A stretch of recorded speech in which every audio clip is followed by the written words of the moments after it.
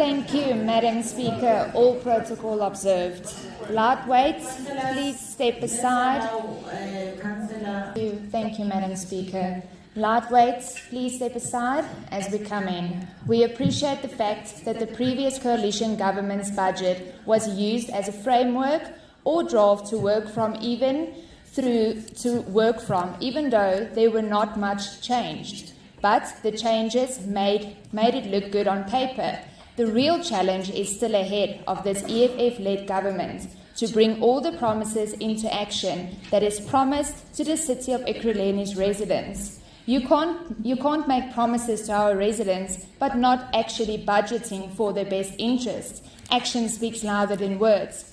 The shifting of the comma in certain departments or replacing freedom with fear and trading money for lies. One could say that these reallocations are just a disguise and that our residents are just being deceived. It's all about power and greed, which is the core problem why our residents are suffering.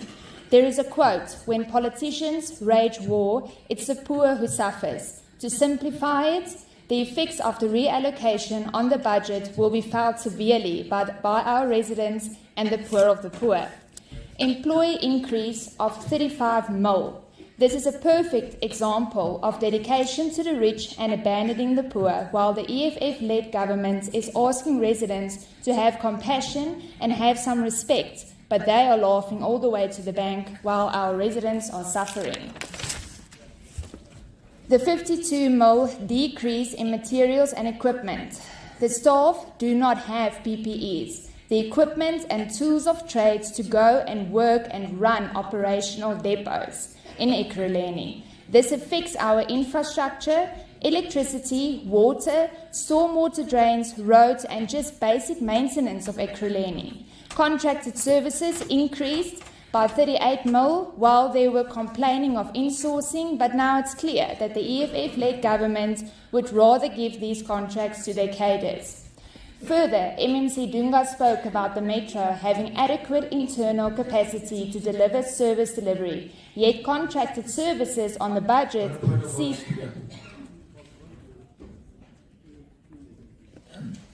Councillor van Rensburg. Councillor Watkins, which rule are you raising on? 163. Okay, you may proceed. I wanted to ask whether the speaker on the podium, she's willing to take a question on the submissions that she's making. Speaker on the podium. Speaker on the podium. Councillor Janse van Rensburg, will you be willing to take a question? No, Madam Speaker. Thank you, Councillor Watkins. She's not willing to take a question. Thank you. You may proceed, Councillor Janse van Rensburg. Thank you, Madam Speaker.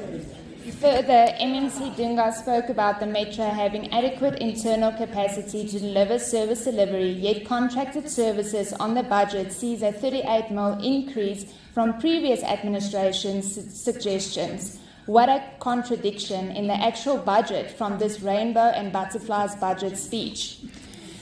Sports decrease with 13.4 mil and a budget for a tender of 200,000 to buy Xbox consoles to place in our libraries, encouraging screen time, and the tender includes games like Call of Duty, Fortnite, Mortal Kombat, and more. These games has an age limit of 18 years plus and encouraging violence and bullying in our youth. Physical activity is of utmost importance. Having access to these games turns into addiction eventually. Council General 8.5 mil. For the Riverfields housing development, the infrastructure can't handle the development before the infrastructure is not upgraded. This will only add to the problems in Kempton Park and Tembisa. This is not coming from grants, but from our own revenue, and we should only use grants for these types of developments.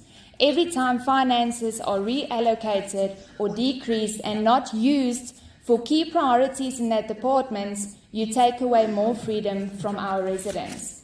The EFF-led government advocates for political stability when the instability was enforced by the EFF-led government to gain power and open unauthorized financial spending and moving money. We know that financial statements can be manipulated to appear clean. MMC Dunga spoke as if there is no end to the Metro's finances, with no real reference to investments, only relying on revenue enhancement. The city sits on an aerotropolis project that sees little to zero progress, yet an university is next priority, starting but never following through with these amazing ideas.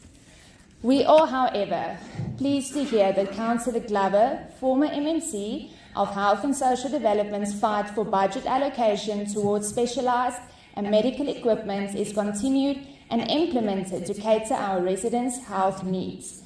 MMC Dunga referred to buying of waste trucks. Is the MMC talking about buying those so-called 71 stolen trucks that so embarrassingly spread all over social media? Talking about all these free services, free social relief packages to indigents. Yet, the Finance Department is the one delaying registration, and integration with the financial system seems to be a massive problem.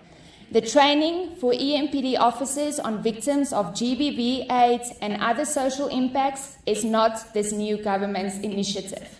It's in fact an initiative from the previous multi-party coalition through the FF Plus in Health Department, where SANEC was engaged to provide this training free of charge as part of their Empowering Police Officers project. Forceful determination from the EFF-led government sounds good, but implementing it has a huge question mark. The FF Plus will not support this budget because the priority changes has a ripple effect. Thank you, Speaker.